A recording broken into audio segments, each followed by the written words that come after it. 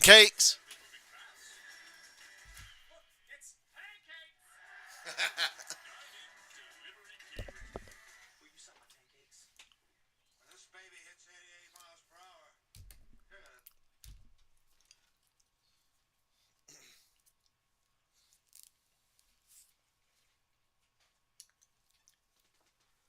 How much do we all love Dale Jr.?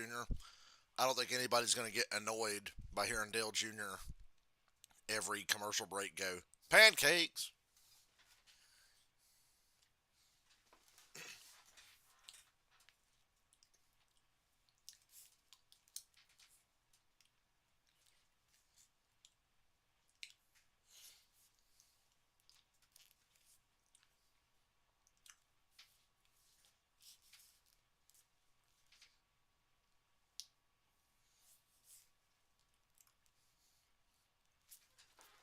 There is James Dennis Allen Hamlin. Ain't that his full name?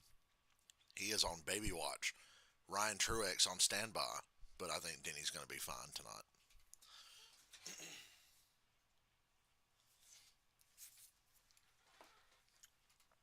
And his wife is due, so she should pop that fucker out by Michigan next Sunday.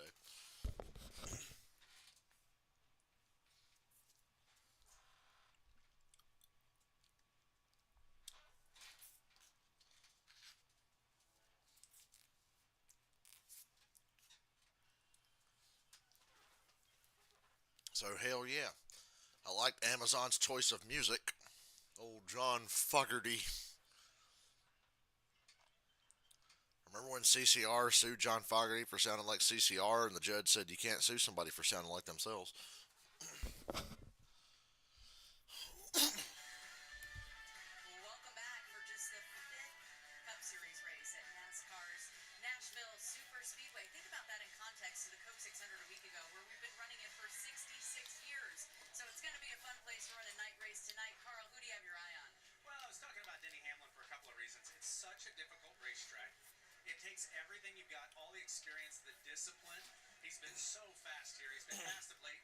He's got a baby on the way. He's just loving life with the speed in this number 11 car. I really think a veteran is going to take it. Like I said, it's Denny Hamlin. I got $5 you're going to pay me if he wins this thing. This is going to be great. Oh, for today's race bet, no boost or anything. I took old Willie Byron at 8.5 to 1. It was between him and Reddick. Reddick has dominated Nashville at once and didn't get the result. He's been top five there. He's been real good. So I would say Reddick is better than Byron at Nashville for sure. But Byron was 8.5 to 1. Reddick was 8 to 1. Byron's on one of the teams that's winning all the races this year. You know, it's been Gibbs, Hendrick, Penske for the majority of the year, except for the odd Trackhouse win. You know. So I said, give me Willie B. He dominated Darlington. He dominated Charlotte. He's due. He's got to win. He's starting third. So let's rock it with William Byron and get me about just short of $100 and get me some of the money back I spent yesterday on the Metallica experience. And all the food I bought. I didn't buy a lot of food, but we went to Chili's and I had fucking surf and turf, and that's like $35 fucking dollars. So I'd like to get that back. So go Willie B. Also, need to turn on my Max onboard cameras.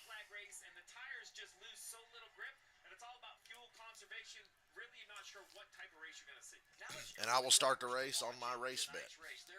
He's starting third, so it won't be interesting to watch, but I have an investment in tonight's race. So I'm going to ride along with my guy, Willie B. I should be wearing my Willie B shirt right now, but I'm wearing a Metallica shirt.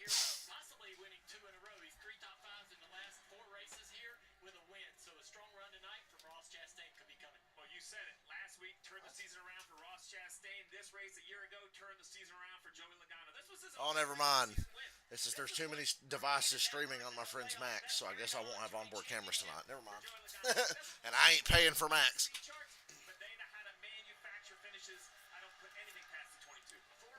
And besides, Amazon, the race, it's not commercial free, but every commercial break is a side-by-side commercial break, so we won't miss anything. And I got to remember, they cover the races a lot better than Fox. So I really don't need the onboard cameras. I want the onboard cameras, but if I can't use my buddy's Max, oh well.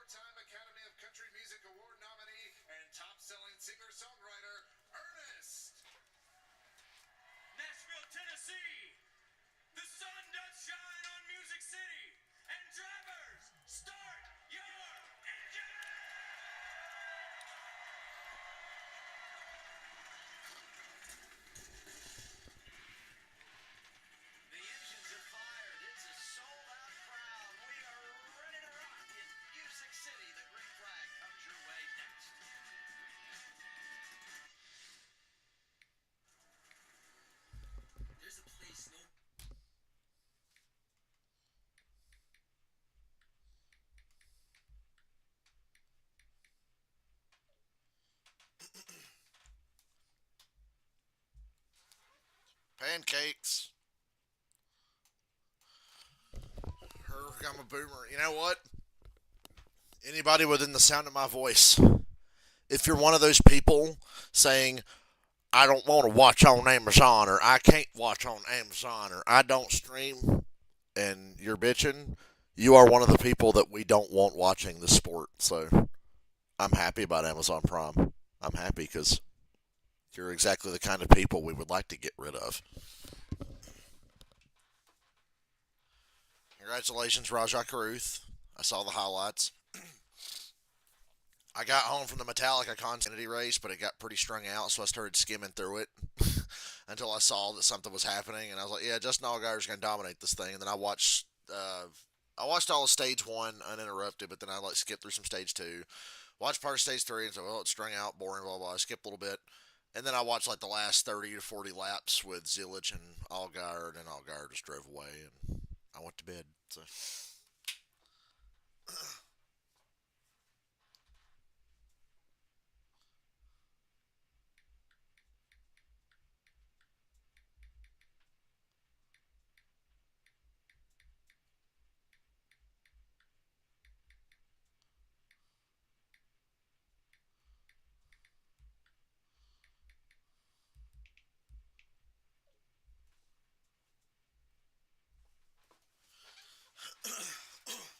Excuse me while I work on this milkshake. I've got a bit of a sore throat.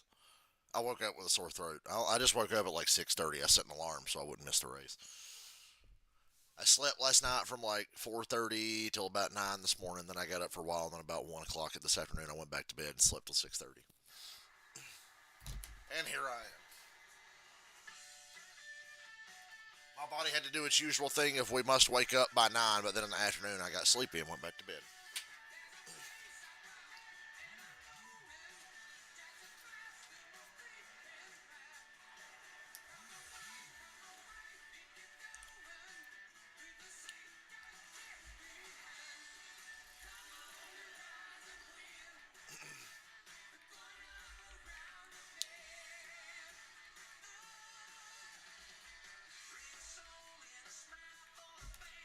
Oh, shut up. I was okay with John Fogerty singing.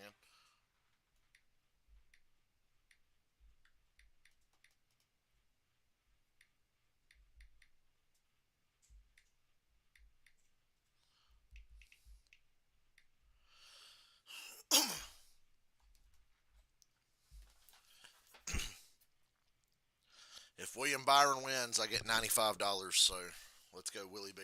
Let's finish one off, Willie B.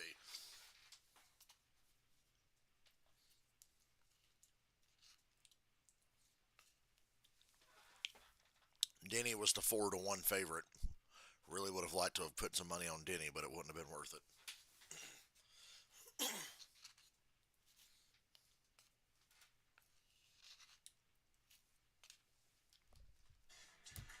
You hear Fogarty and Church, and you know it is time for NASCAR on Prime. 39 stock cars rolling off the grid at Nashville. I said before the break, 4 different winners here in the 4 races. Denny Hamlin not on that list, but driver 11 has led the most laps when you look at the last 4 races here in Nashville, Tennessee, starting on the front row tonight.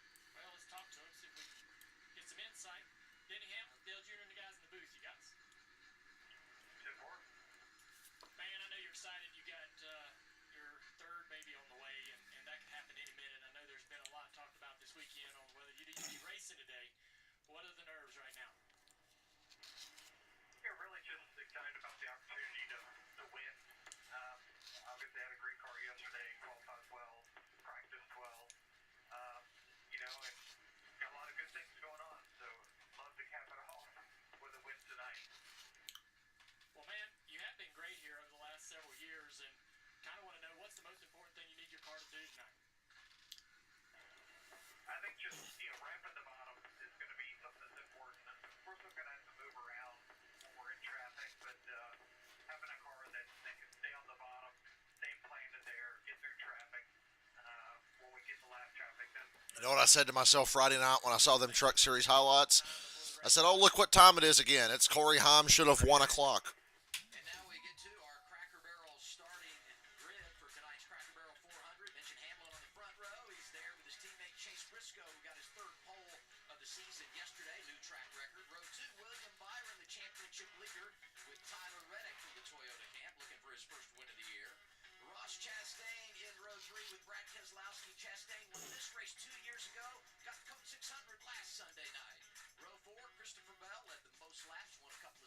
here last season.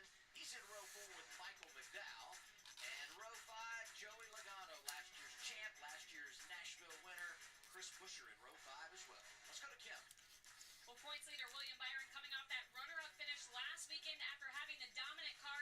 And despite that second-place finish being bittersweet, Crew Chief Rudy Fugle told me last week was confirmation of everything the team does right. But they're always looking for more, so they comb through the final 50 laps of last week's race together to get better, to identify things they can expect and circumvent next time William finds himself with similar obstacles on track. All that making them extra hungry this weekend at Nashville.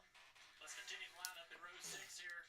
2022 winner in Nashville, Chase Elliott with 23, Bubba Wallace. In row 7, Ricky Stenhouse, man, he's been tearing it up this year, doing great with Eric Jones, who just turned 29 on Friday. Row 8, Ryan Blaney, the best car in practice, many others thought. Also, Austin Cindric from Mooresville, North Carolina, back there. In row 9, AJ Allmendinger. A traditional starting grid. On Saturday, gonna serve a penalty. Thank you, Amazon. Number 7, Justin Hayes. I am a child again. Ryan Priest, top 10s in 2025. And Josh Berry, a home race for Josh here. We're going to go down to Trevor for more on AJ. AJ Allmendinger came into this weekend with all kinds of momentum after that fourth place finish. My throat's feeling better. I don't know how the hell I woke up with a sore Saturday, as throat. they rolled that 16 Chevrolet out the pit road, NASCAR saw something going on with the splitter that they did not like, made them go back to the garage with that car, and then hit them with a penalty for unapproved adjustments. This team sits just 13 points below the cut line, and you're going to see the 16 car drop to the rear and then serve a stop-and-go penalty once the field takes the green flag. Essentially, a one-lap penalty, not what you want to do for a team this close to the cut line for a 400-mile race. We'll keep an update on that penalty. Continuing with the grid in row 11, driving that iconic number 3 out of Richard Childress Racing is Austin Dillon. Next to him, Ty Gibbs in the 54. Shane Van Gisbergen will be next to Alex Bowman back in row 12. Kyle Busch, Carson Hocevar. A lot of excitement back here in row 13 as we watch those two try to move to the front. Zane Smith will be in row 14 next to Kyle Larson all the way back to Y'all talk too damn much. Cole Custer and Noah Gregson make up row 15, Marty. Mid-pack start for Alex Bowman in 24th, and he said, honestly, I feel like our practice pace was pretty good. Maybe the best we've ever had at Nashville, but qualifying in that first Like I say, his practice pace was good, but I look and see starting next to Shane Van Gisbergen. race, way better than we qualified. All Van Gisbergen. You just got to make it to Mexico City in a couple of weeks. Mexico City, and then Sonoma's not long after that, and then the street races after all, man. Start in the Cup Series last week. Row 17, you got Corey Hines. The summer road course oasis Second start of for Shane Van Gisbergen is coming. at the beginning of this race. How about AJ Allmendinger, who's already having a good year, and he's got a bunch of road courses coming up? Hell yeah.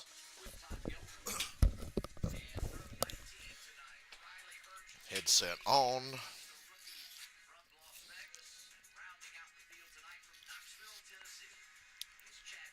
Yum.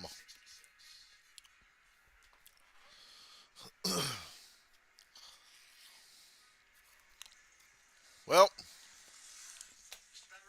Shell, if you can hear me, I'm glad I can use your Amazon Prime, even though I can't use your HBO Max for some reason. It says too many people are watching it. The Last of Us Season 2 ended. Why are there so many people on your fucking Max? I paid for Max for a month to be able to watch The Last of Us.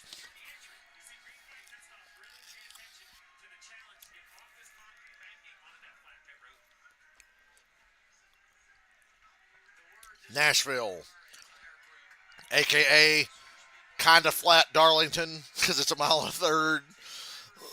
But this track has raced pretty well, even with this crappy car, so I'm optimistic. Go William Byron, win me this money. Good to be watching a broadcast of professionals who take their craft seriously. So this week I get my Amazon experience. Green, green. Briscoe leading them off for the second week in a row. He didn't last long at the front at Charlotte last week when I was there. Whoa, Chastain washed up in front of somebody there.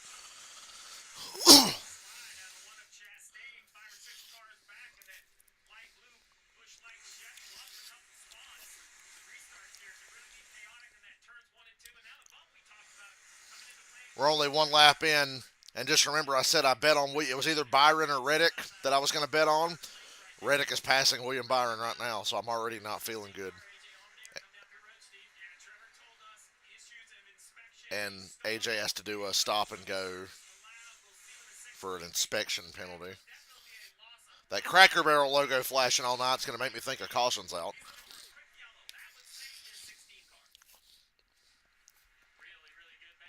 Mm. Everybody's going to be tight as fuck washing up this track because you know dirty air here is going to be rough.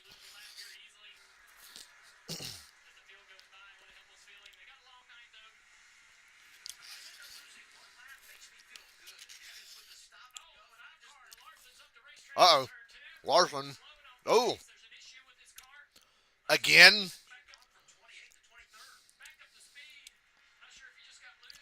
Started 28, went to 23rd, and now he's dead fucking last. So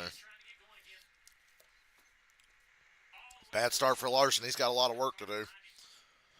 My confidence in Larson right now is so shook, I didn't even bet on him, and I think he might have had lower odds than like Byron and Reddick for once. Ooh, he got help from fucking Zane Smith. He was tucked up on the 54, which ain't good for his handling. The 38 just hit him in the left rear.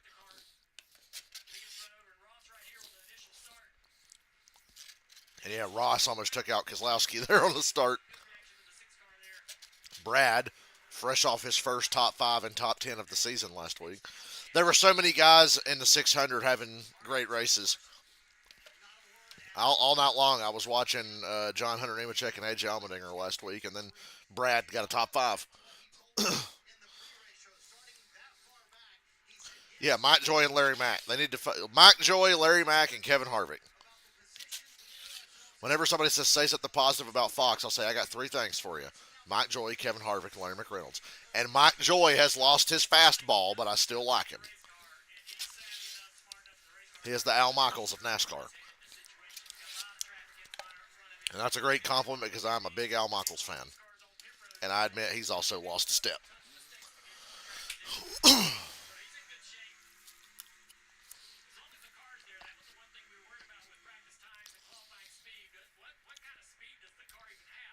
It just sucks to be back where he's at, racing with guys like Suarez and Herbst that just don't have a fucking clue.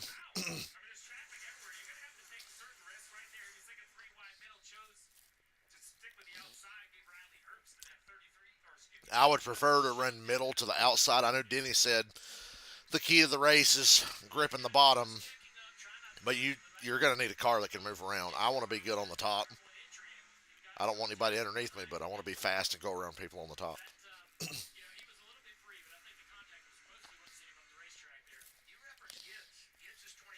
Oh, Coke Zero is good.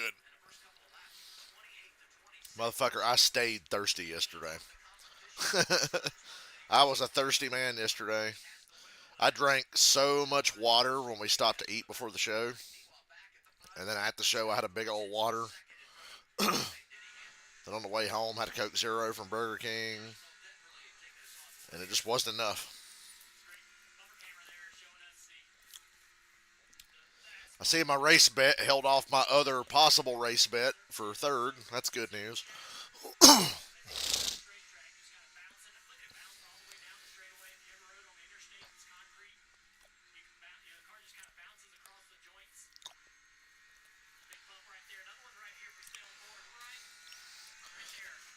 Did people forget the race was on tonight?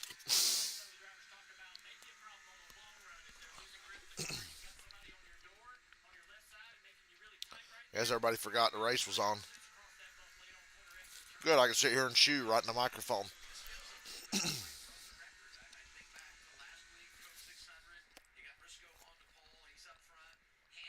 Old Bill Byron. Win me this money tonight. Bill Byron.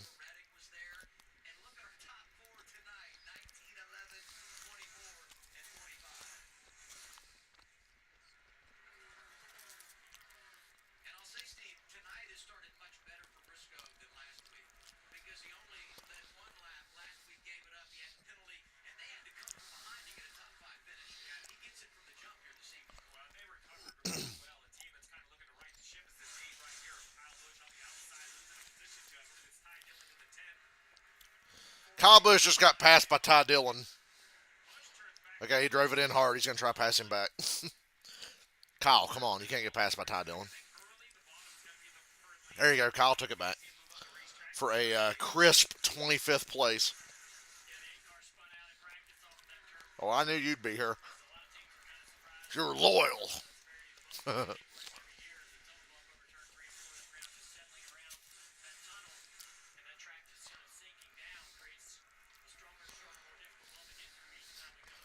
I like night racing. We don't get to do it enough anymore.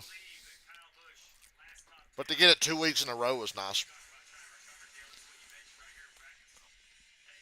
There's nothing like being at the 600. And it's also nice to go to a race that's only like an hour or so from my house, so the trip home isn't like ridiculously long, like Atlanta's going to be, because we're still planning on going to Atlanta in about exactly 4 weeks. Just for the Cup race, though, I got no interest in watching an Xfinity race in Atlanta. None. Xfinity at Atlanta fucking blows.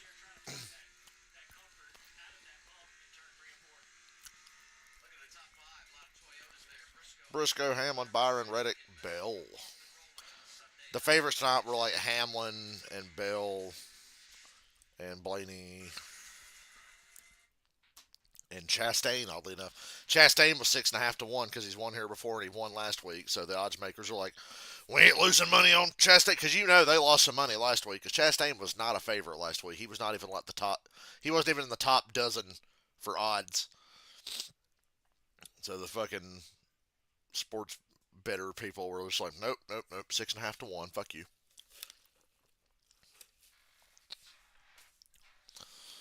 Wish I could have won some of that Chastain money last week. I didn't bet last week, so. The 600 is one of those races where I was like, the usual suspects are going to dominate, and you'll always have a chance for somebody like Chastain to come on strong and win, but I wasn't confident enough to bet on anyone.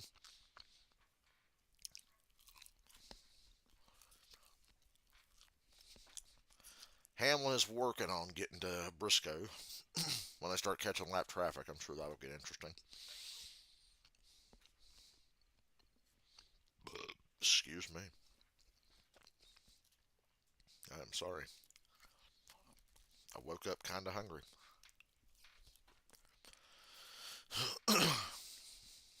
Hamlin closes in a little more.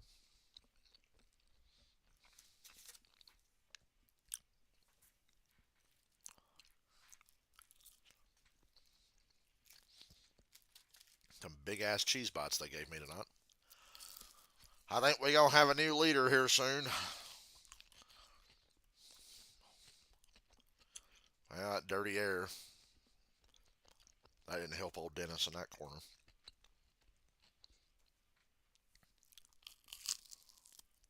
Yum. This is the Cracker Barrel 400. When's the last time Cracker Barrel sponsored a race? I know they used to do Atlanta back in the day.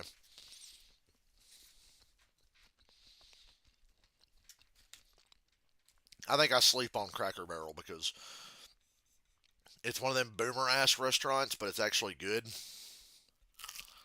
It's like a white people haven, and I usually resent that because white people don't know how to make good food most of the time. White people don't know what flavor is, but Cracker Barrel's pretty banging. Maybe I should make us go to Andreas. I slept all day. I'm so sorry. I didn't forget. I literally slept all day, like all fucking day. I didn't get out of bed till 6:30. So, sir, I apologize. Didn't get home till 1 in the morning. Didn't go to bed till about 4:30.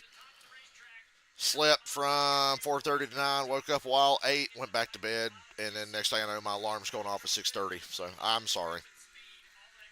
Yesterday was a long day, a fun day mostly, but a long day.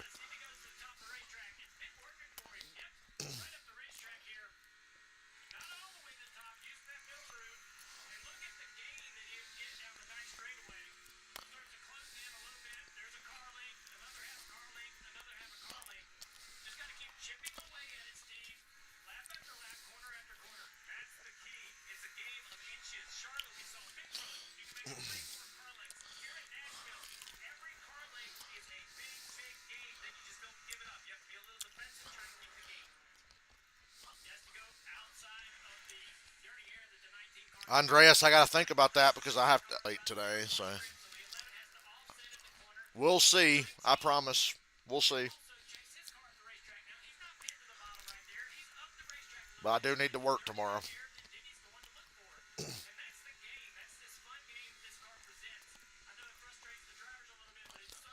Junior, it frustrates the viewer as well.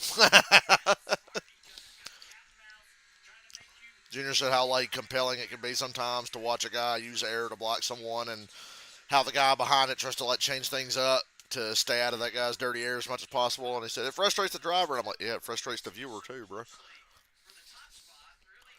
I need these two to get racing so old Willie B can get by him and lead another fucking 250 laps of a 300 lap race and not win and have me pissed off because if he wins, I get money.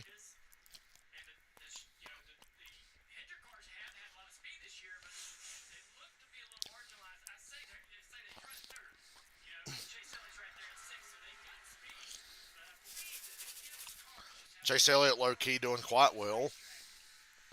He won here before.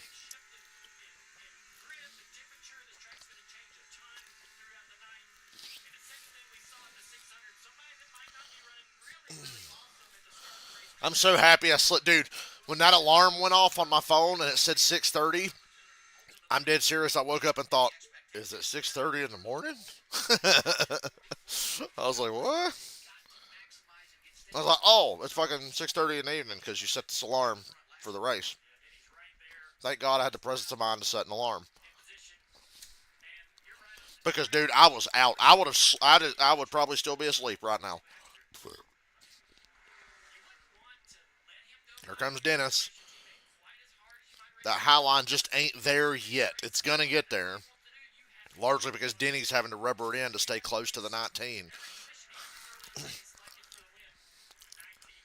And now Briscoe moves up about half a lane to try to put some dirty air up there.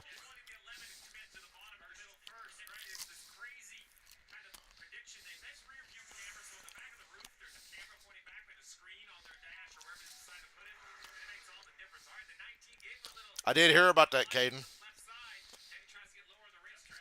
NASCAR may increase horsepower by the end of the season. They need to increase horsepower and run the low downforce package at Bristol, please. You do that, I'd consider going to Bristol. But if we're not changing anything about the cars at Bristol, fuck you, I ain't going. And if they run that high downforce shit at Bristol, the horsepower is not going to help. I mean, it'll help a bit, but it'll still be pretty boring. I'll let you know, Andres.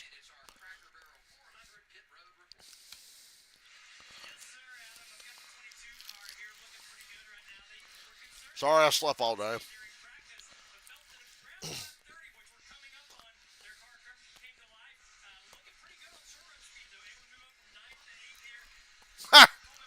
Wow, Trevor Bain, he passed one whole car.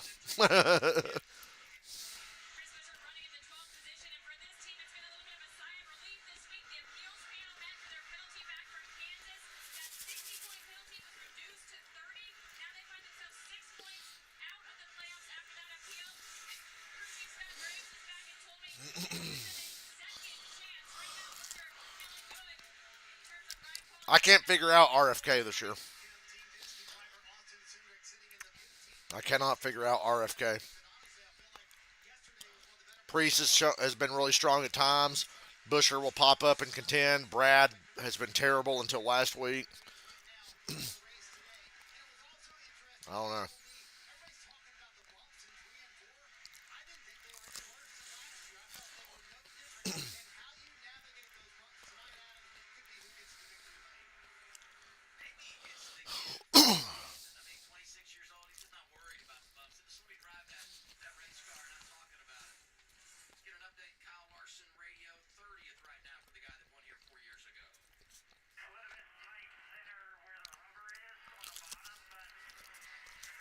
Of course you tot. You in dirty air.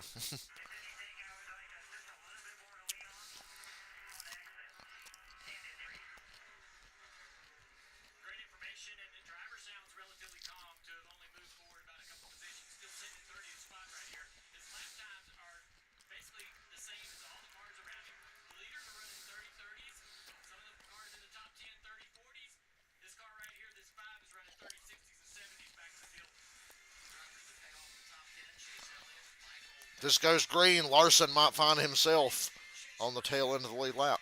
And here come the leaders, all four, as he goes into one. Briscoe holding off Hamlin. Got a nice gap on him, actually.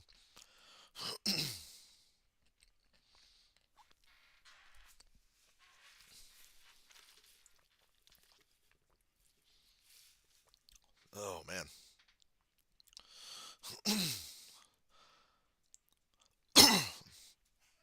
So Metallica was really cool last night. I was right there at the stage.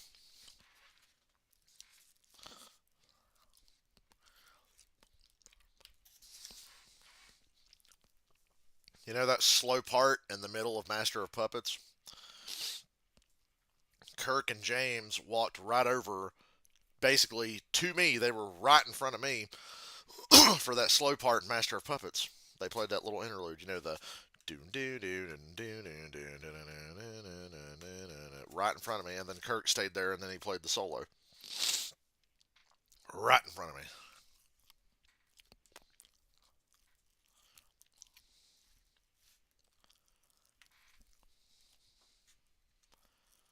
Pretty cool place to be. I was down on the field at Bank of America Stadium, where I've watched many, many games on television. Hello, Miss EO. I pet you. Say, yeah, you can pet me. As long as I'm sitting in this chair, I can pet you.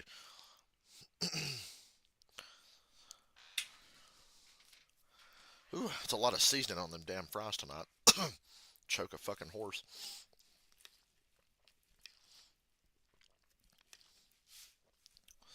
Yo.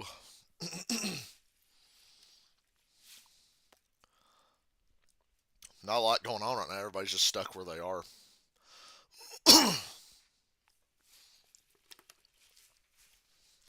I'd say Hamlin's definitely got the best car. Briscoe's a phony. He's just out front because he started there.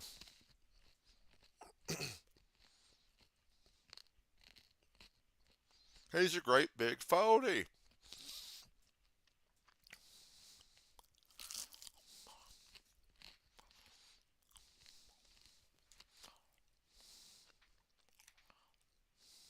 NASCAR merchandise by searching Shop the Race in the Amazon shopping app. 37 laps in, NASCAR's Cup Series racing at Nashville. Eat the rest of that in a minute. And take a break from my food. He's knocking on the door, the 51 of Cody Ware. That would put him now. That's significant because that would Not Cody Shane Ware. no longer would be in the free pass position. He was hoping for early caution, and there goes Briscoe. Got held up there a little bit off the corner, and that's going to give Denny Hamlin an opportunity. Anytime you got a faster car, I can't tell you how many times we've come to Nashville and we've watched Denny Hamlin try to pass a faster car. It seems like this happens every race here, and I love it. The traffic is One thing about Nashville, since they brought it back and gave it a cup race, it has been memorable. Ooh. The way Gilliland wiggled a little bit when Briscoe was past him on the outside.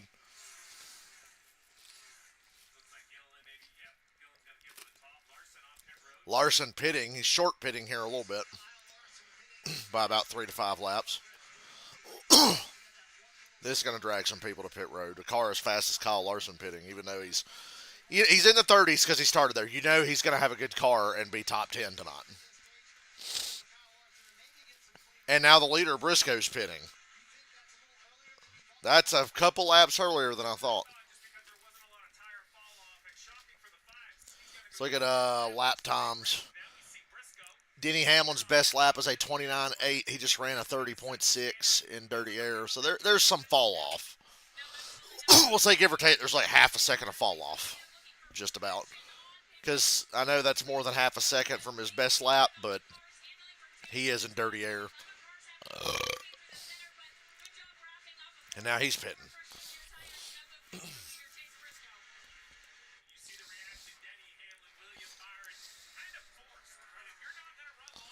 William Byron pitting. We got to execute today, boys. Win me some money.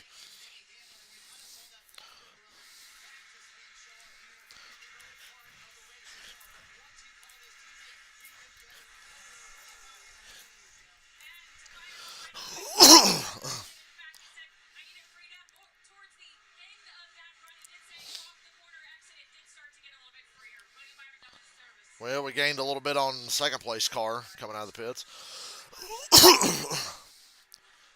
Briscoe is going to have a nice lead here, I think. I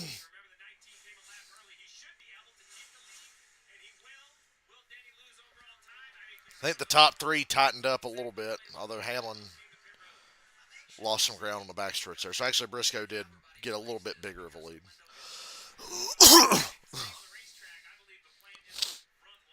Here comes Stenhouse. Did you know that he was above the cut line coming into this race?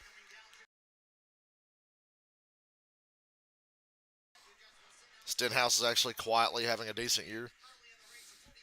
I still don't think he deserves to be in the Cup Series after all this time.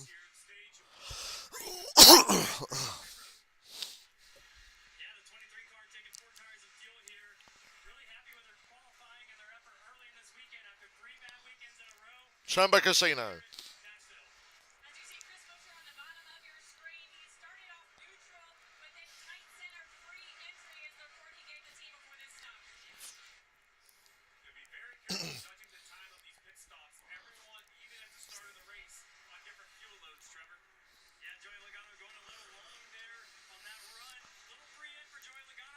I love that paint scheme Ross has. Oh my God.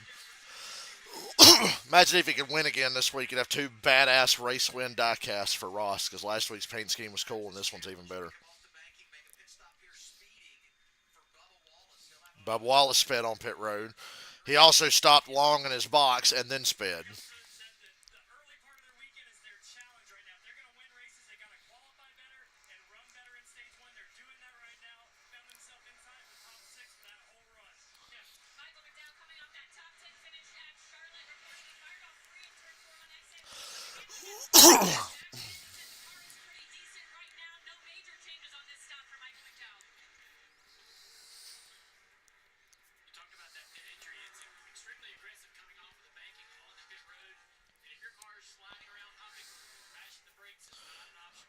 Christopher Bell looked like a NASCAR Thunder or NASCAR 2005 chase for the Cup car trying to find his pit box there.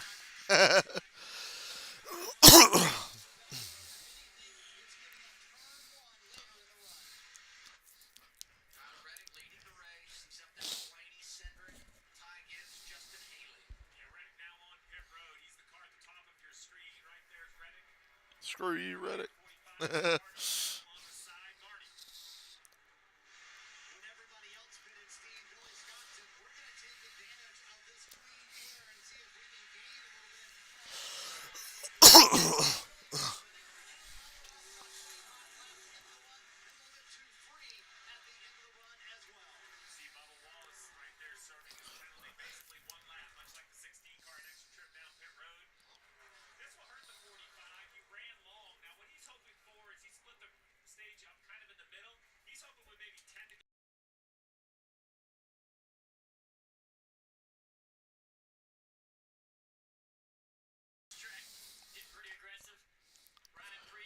Hard racing with Priest and Stenhouse, and like Junior just took the words right out of my mouth. Nobody runs harder than these two dudes. That was quite the slider old Ricky put on Priest there. I doubt it, Junior. Ryan Priest don't smile about much on the racetrack. He's pretty hateful.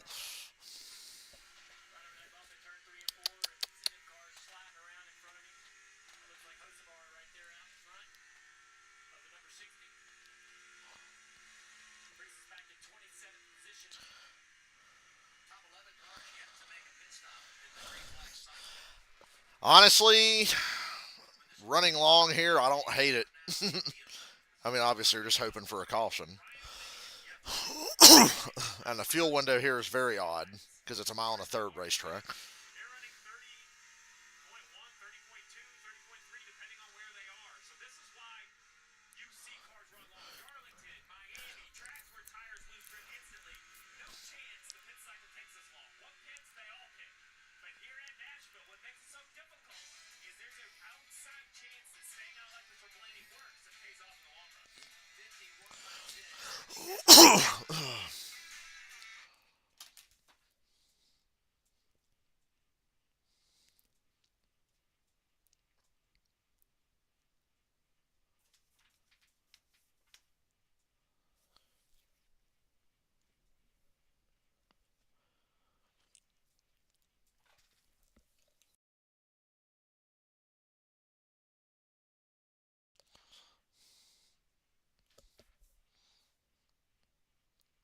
I know Tony Brinder sure is pretty. Too bad she can't fucking drive. But she's not the worst. She's better than Natalie Decker. We'll give her that. That's a low bar to clear, but right, little EO. EO, who's your favorite NASCAR driver?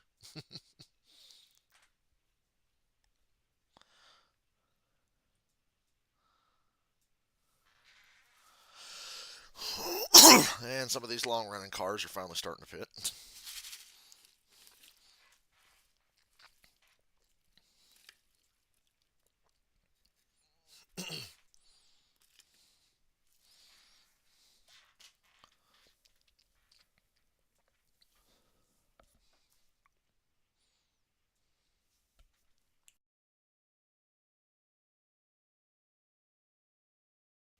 And there's old Hocevar. We were cheering him on at the 600 last week. Running third for a huge part of that race. Comes off pit road second. Gets the start on the front row. Goes off into turn one and blows up. I was like, what the hell?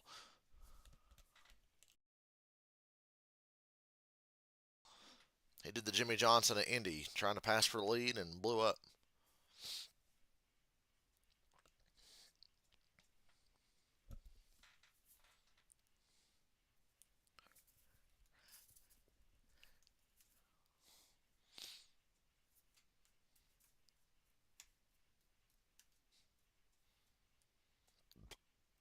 Excuse me.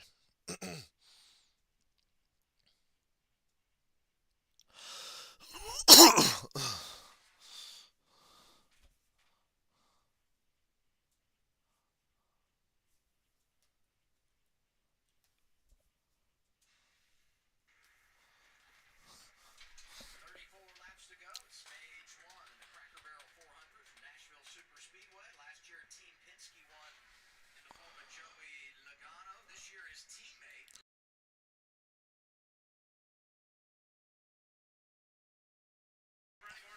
Byron's caught Hamlin for what's gonna be second when these top four cars pit. Come on, Bill Byron.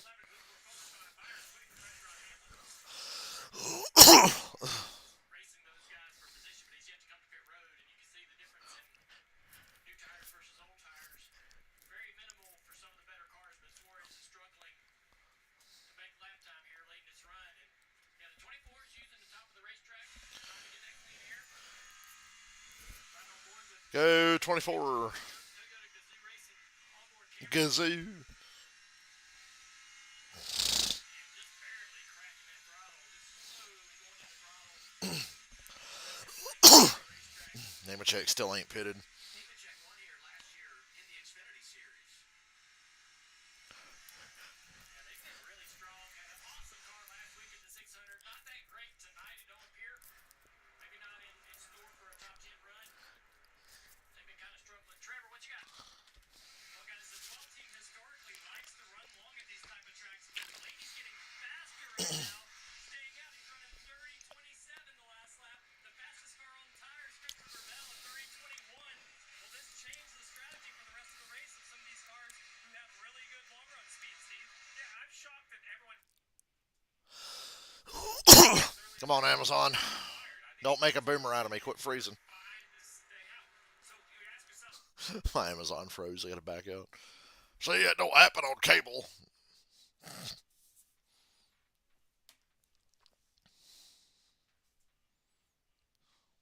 There we go. We're back. Is that strategy open to everyone, or do cars like Blaney that can run this kind of a lap time this late in the run? Well, good cars make everything better, right? So I think it is definitely going to pay off the best for Blaney. But I think if you look at even Cedric in second, I don't think he's quite as fast, but it's not a huge penalty to run long. Because remember, if they go maybe 15 more laps and they pit, maybe they put a lot of fuel on board, maybe you take two tires. Opportunities is really what it's doing. Why take the risk if you don't have to early? Run long, see when the cautions come, kind of adjust. Best strategy is a fast race car. Is that right? Cheaper, fast race car, you know when the yellow's going to come. Best strategy, and they zoom in on the 23 car, and they never have good strategy.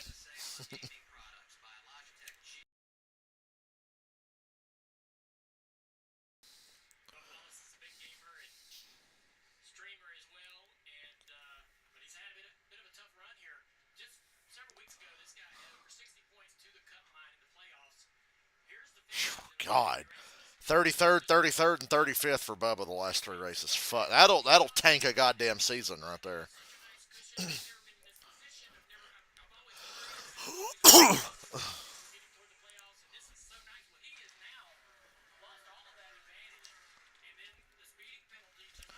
Blaney, Cindric, Haley, and Ty Dillon still have not pitted, and we're coming up on lap 65.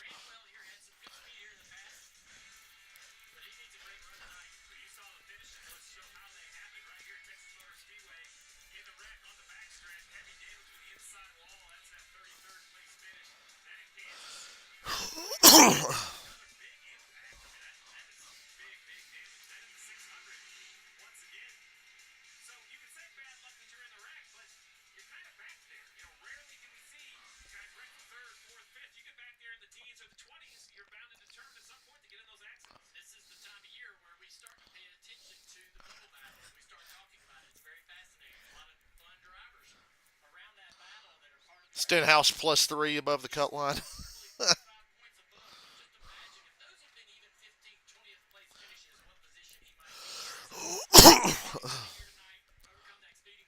The top three are starting to rubber band together here. You see the battle for fourth. Chase Briscoe, who dominated this race early, fourth now because the top three have not hit it. Here's 19 radio. Oh, Briscoe's saying the brake pedal's on the floorboard. And the corner speeds here are slow enough where you're going to need good brakes because it's a very tight racetrack in the center of the corner. So Briscoe's leading, but he's having brake trouble. You kind of get away with it right now, but that's going to hurt later.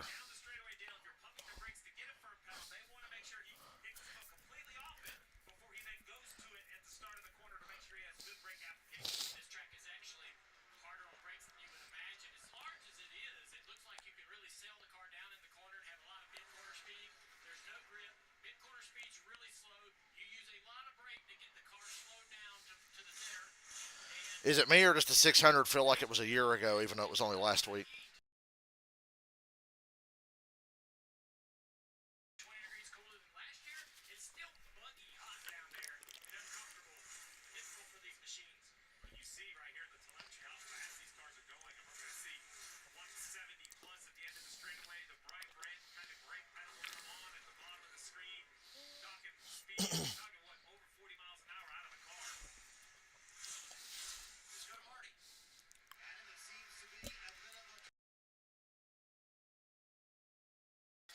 Reddick's complaining about brakes.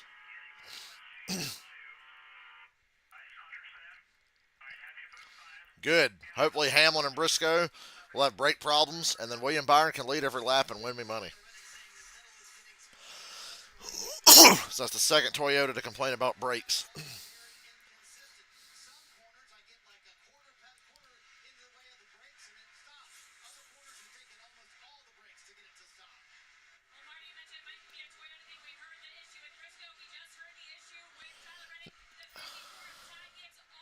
So Gibbs, Reddick, and Briscoe are having brake problems.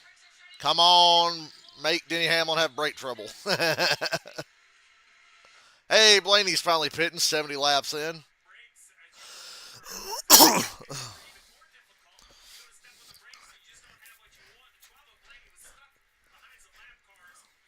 Cindric pitting too. So Briscoe's leader again with his bad brakes.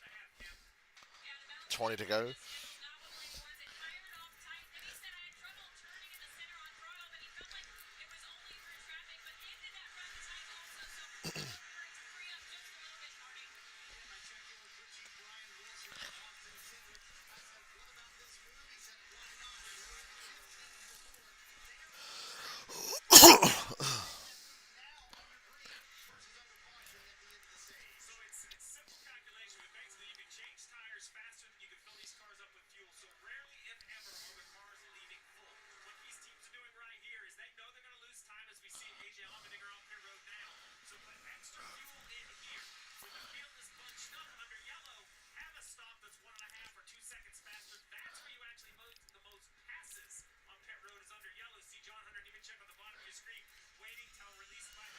Briscoe, Hamlin, Byron, Reddick, Bell, Elliott, McDowell, Logano. Suarez hasn't pitted yet.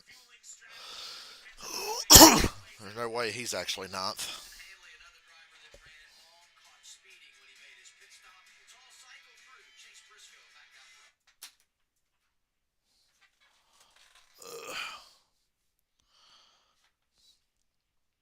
Talking to myself. Oh, well. Goodness gracious.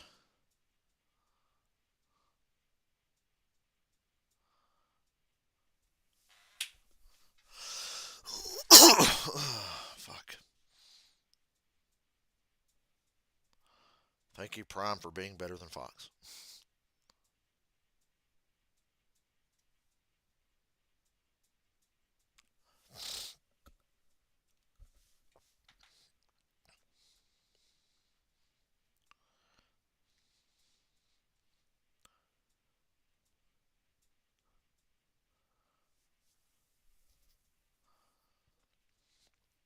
Tell you one thing, this racing sure ain't as good. I was optimistic coming into this race. Now I'm bored.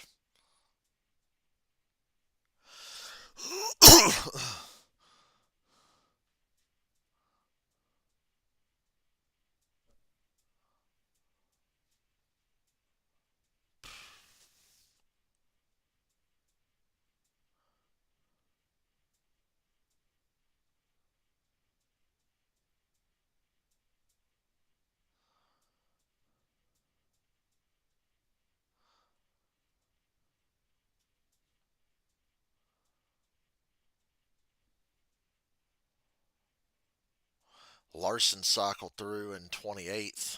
It's not bad considering he was like 33rd before. But he's tail end of the lead lap again, and Hamlin's catching Briscoe, so I better start paying attention again instead of looking at my phone to keep me awake.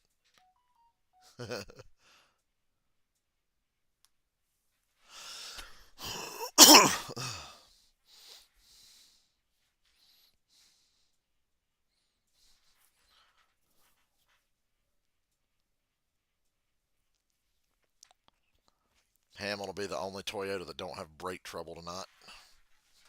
Usually that would make me happy, but not when I'm trying to win money on old Bill Byron here. This battle for the lead might be the one thing that gives Larson a chance at staying on the lead lap. 18 laps to go, stage one here at Nashville. And you got Briscoe. Larson, air block him and then let the 24 go. Okay, out of nowhere, 3-car battle for the lead. Here we are.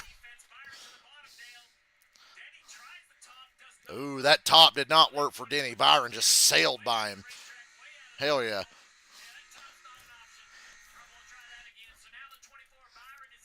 Denny tried something, didn't work. But it helped me out. Yeah, Larson getting away.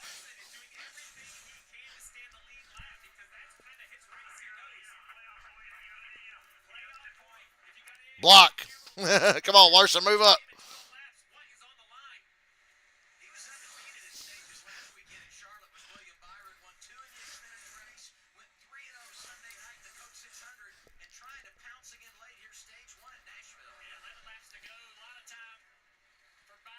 The 19 wants to run a little up off the bottom. It's just not that fast.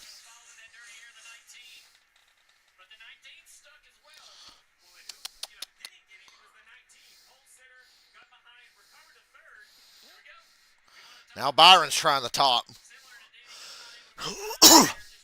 He made it work a little better than Denny. Not enough to pass Briscoe, but he didn't lose ground. He's got a nice run down the front stretch. Now they both go. Oh, motherfucker. Dirty air. Here comes Hamlin back to the inside of the 24. Son of a bitch. Yeah, Junior, this sure is fun to watch. Annoying. Remember, Larson's got fresher tires than these guys at this point. Actually, I'm wrong. Larson's got the oldest tires. My bad. I got him mixed up with somebody else. Larson was the first one to fucking pit, so he's on the oldest tires. But Briscoe pitted the lap after, so they're about equal. And Hamlin's back into second. Drove off into turn one, and Briscoe just parked it in front of Byron, and I saw Byron's nose take. And here's Reddick. Thought you fuckers were having brake trouble. Oh, Hamlin got it run. Big block. Holy shit, what a block from Briscoe. He was just about not clear. There was contact there. Hamlin got to his inside, though. But the problem is Larson's in front of him on that inside.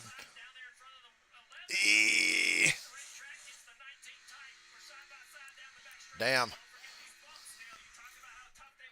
Larson drives away a little bit, and old Dennis has taken the lead with 8 to go in the stage.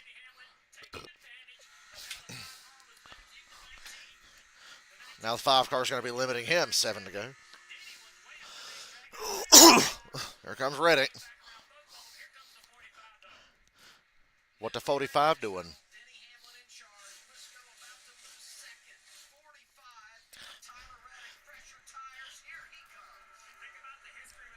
And Briscoe will never see the lead again.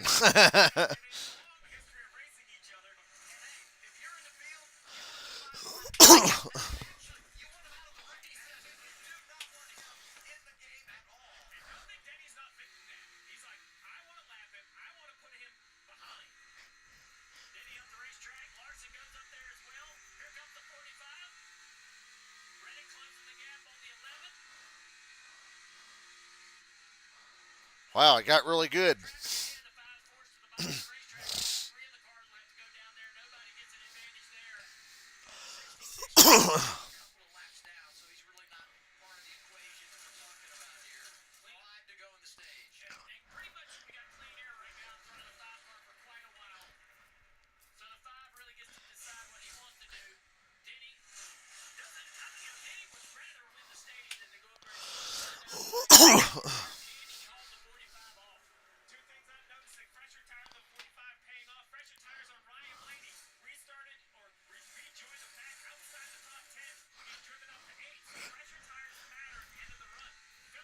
Yeah, I forgot Reddick did pit later.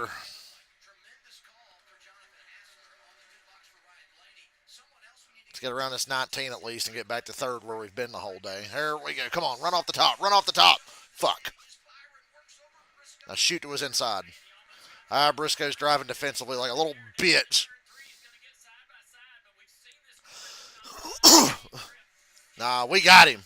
Come on now. Stay in it. There you go. All right, we're back to third. We dropped to fourth. We're back to third. We were second for a minute.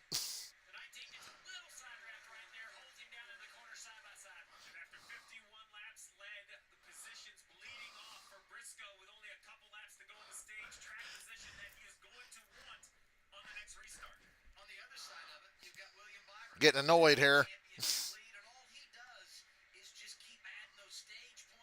Come on, we're better. 2 to go. Battle for third's intense.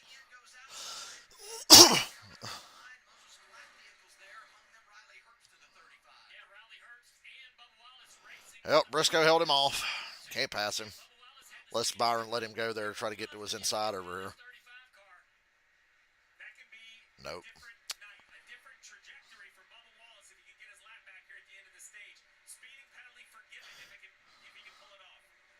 Yep, Briscoe held us off. That's lame. Bad brakes, my ass. 2 to go. Now 1 to go.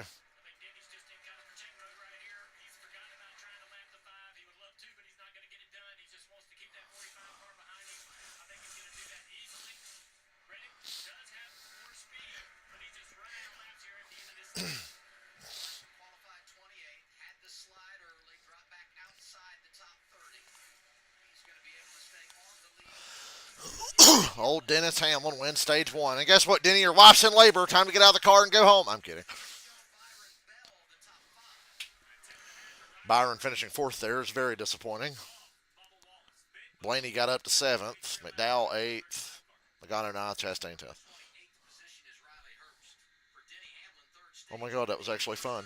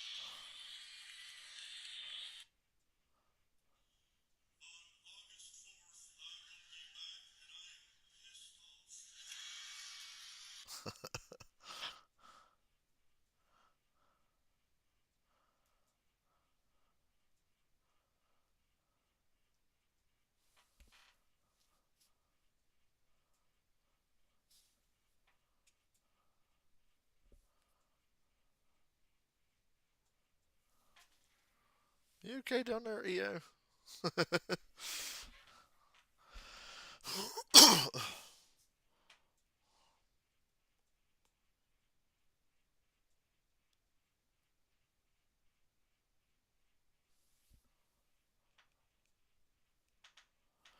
Shout out to Daniel Suarez for running a solid 32nd there in stage one. That was good.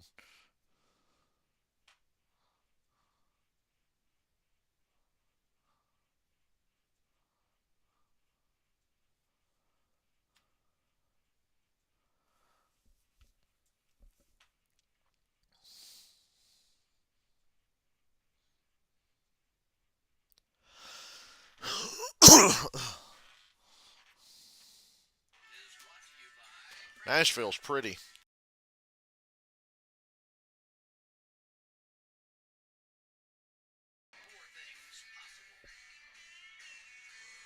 I need to go to Nashville eventually for some reason or other. Nashville Super Speedway pit stops underway, Marty.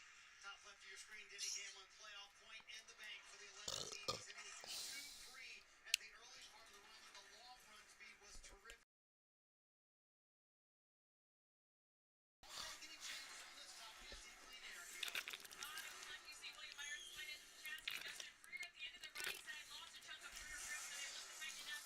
Oh my God. A Penske car wins the race off pit road. Remember, Blaney and Cindric ran way longer, so the fuel strategy got, and they took 2 tires. That helps too. Blaney and Cindric come out 1-2. Hamlin 3rd, Reddick 4th, Briscoe 5th. Goddamn, William Byron. We got fucked. We're 7th now. Let's see what Blaney can do with clean air.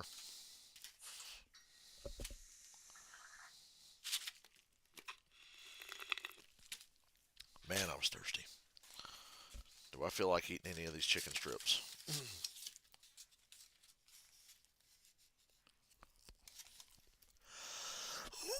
Low key, really didn't want cookout. I just wanted the milkshake, but I was like, I need to get food or I'll be hungry later. And I'll be bitching. One moment, please.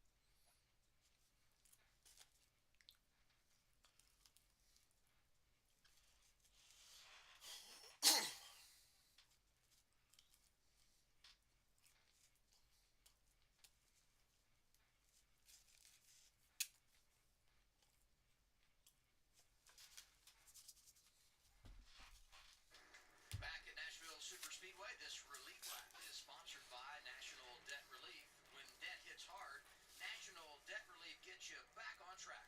Riley Herbst gets his lap back here at Nashville. Into stage one, let's hear from our friends downstairs, Danielle, Corey, and Carl. What's happening, Danielle? Yeah, Double A, these boys are keeping an eye on a whole lot. Third straight caution-free stage one. Denny Hamlin takes it. Corey, what are you seeing out of this racetrack? Well, I love to see a plan take hold.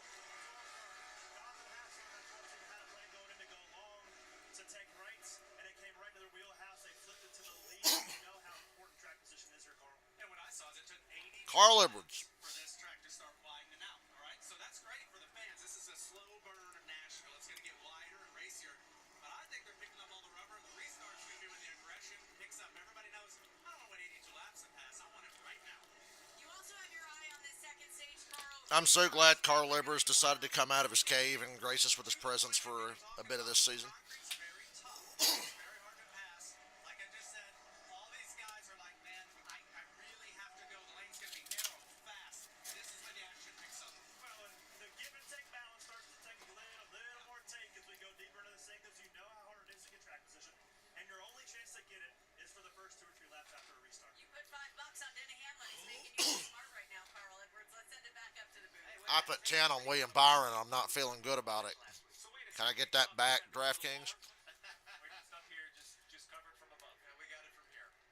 Hey, 8 drivers took the wave around here under our first caution of the night. 6 got back on the lead lap. Among them, A.J. Allmendinger had the penalty, had to stop and go right at the green flag. Yeah, a lot of big adjustments. The 8 of Kyle Busch, where they went under the hood to adjust on that car. The 5 of Kyle Larson under the hood. So now you can see how difficult it is to get the handling right. Some crew chiefs kind of jumping on it early, trying to get ahead with a lot of racing still to go. Yeah, it'll be interesting to see how these 2 tires fare in the front of the field. Both the Penske cars controlling the start. But how the strategy, that's going to be the telltale on the strategy if they actually can go out there and maintain this track position. Yes, teammates started the race in the front row. Penske teammates do it. Ring, ring, ring, ring. Cindric going through the Echo Park, automotive restart zone. Blaney and Cindric on 2 tires. Let's see if Clean Air really is that dominant. I know Blaney's got a good car. Much like in the past, Bottom Lane dominant on the restart. For second, look at Bell down there making a move. And this battle for Cindric is super important. Those 2 tires, I think, have a chance, but every position he loses, the air gets dirtier, mechanical grip more important, the older lefts will be a big Hold him up, Cindric. Hold him up. hold the Hamlin so tight. How long can he do it, though? With Denny on those newer tires on the bottom of the racetrack, pretty much the preferred groove. He's going to have to run Denny really tight down here. You can't turn in the corner as good as Denny to stay on him, so Denny's in second now. There's a stupid Cracker Barrel thing making me think a caution come out. Battling hard. Chase Elliott in the 9 as well. We're right on board with the prime onboard camera. He's got his teammate to his There you go, Bill Byron. Goddamn, just can't get that run off of 4 on the top. You can carry speed to the center, and then you get loose right at the end of the corner. Just a little bit. trying to battle back in front. You point out Briscoe. That's what I was saying. Lead to 4th, then a couple guys take 2. Next thing you know, you're 8th. It's just quicksand. As soon as you lose track position Briscoe will never see the lead again in this race. so quickly. Unless they do fuel strategy or 2 tires or something. That's the only way. Sidecar tight. That's what you want to try to do.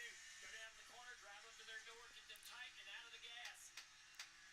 Back here in the back of the field, John Hunter Nemechek struggling through this track. This is a place where nobody's comfortable. Still battling side by side. What'd you send me? C. Bell, Byron, Chase Elliott, Logano, Briscoe. All 3 Penske cars inside the top 10. Disappointment last week. What about the brake trouble on the Toyotas? What's the deal? Efforts tonight, their strategy, Are they just trying to get our hopes up? game plan on track through a green Byron cannot clear Chase. It's been on the outside of him for like 5 laps now. He's going to fight hard trying to take this position. Come on, Bill Byron. Jason, his team's been really consistent. At least we got Briscoe out of the way. He won't be a factor the rest of the day. Logano's passing Briscoe right now. And I think the mentality for him should be to be very selfish. Any opportunity, Trevor. Yeah, you're exactly right there. That's the mentality of this team. Is to go Excuse me. races. Earlier when you guys were Star Wars what ifs? Oh, okay. the 9 car is also complaining about a similar issue. Take a listen. I got my right leg. Now Chase is saying he's got brake shake. Well, good. Shake your ass back behind that 24 car and let us go run down Bell and Reddick and Cindric and them guys. Pitch of the race car, trying to get that attitude right, get into the corner. Never thought we'd talk so much about racing a high-speed racetrack. Brake shape very different than the brake. These corners are so tight and the track doesn't have a crazy amount of banking. So I'm not surprised we're talking about brakes. Pads don't get stuck. Kind of get clean on the rotor. They leave watching, and as you step on the pedals, it literally shakes. Not only is it irritating, but that vibration takes grip out of the race car. Fun to watch these 2 drivers battle side by side, lap after lap. Teammates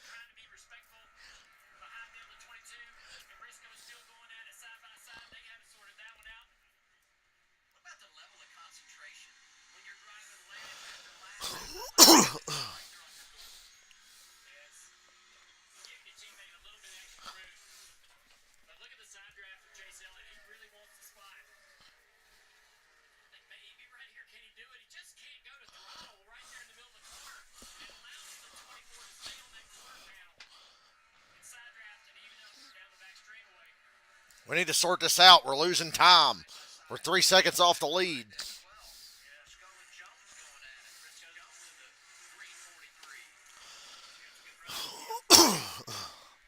Stenhouse hit the wall, and a caution is out. Huge break for all of And we have a caution. took the weight. Energy drink onboard camera for 79. You could almost make it to the end of the stage from here. I wouldn't be surprised to see some cars outside the top 10 pit and just try to run out the stage. Killed is the radio on the 47. Yeah, this is a tough break for the Implications damage to the right side of the for a man who was only, 3 points above the cut line coming into this. And he says it's killed. What happened? Ooh, just drove off in the corner and lost it. And damn, he hit hard. Ass to nose. Right rear smacked. Right side comes around. Yeah. Oh, and then Larson almost lost it behind him. We have a caution. Oh, he got some help. He got Hosevard. Hosevard just wrecked Stenhouse. See, on the onboard, I'm like, damn, Stenhouse just got crazy. No, Hosevar hit him in the fucking left rear and wrecked him. Yeah, Hosevar wrecked him. It's a long race. You think he'll hang out? If he's even out of the race? Oh, yeah, he just run through him. Wrecked 47. Was that really necessary at this point in the race? We're not even halfway.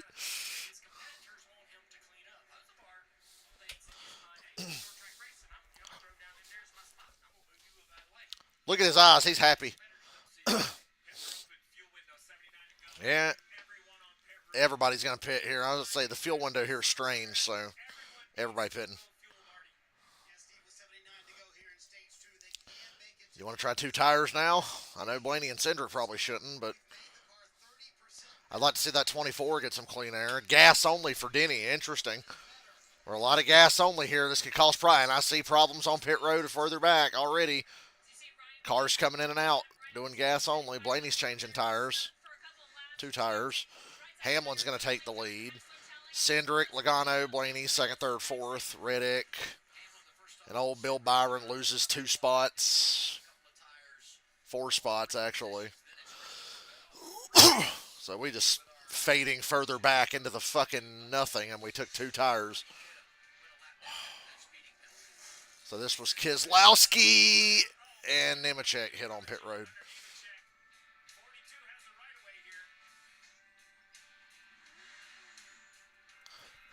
Well, although the timing of this caution couldn't have been worse.